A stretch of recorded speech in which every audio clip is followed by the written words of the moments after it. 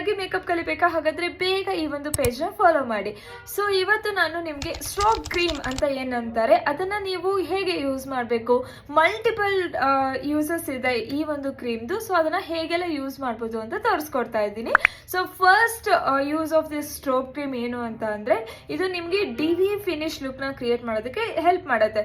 So ನನಗೆ foundation ಇಷ್ಟ ಆಗಲ್ಲ, ನನಗೆ ವೆರಿ ಶ್ಯೂರ್ ಕವರೇಜ್, ಏನೋ ಒಂದು ಫೇಸ್ಗೆ ಕ್ರೀಮ್ ಹಾಕಬೇಕು ಡೈಲಿ ಬಟ್ ಶೈನ್ ಬರಬೇಕು ಅಂತ ಅಂದರೆ you can directly use this stroke cream.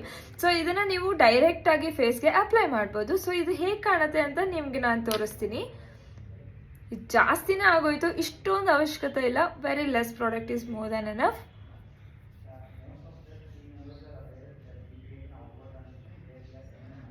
So ಈ ಒಂದು ಸ್ಟ್ರೋಕ್ ಕ್ರೀಮ್ ಏನಿದೆ ಇದರಲ್ಲಿ ಪಿಂಕ್ ಕಲರ್ ಟಿಂಟ್ ಇದೆ.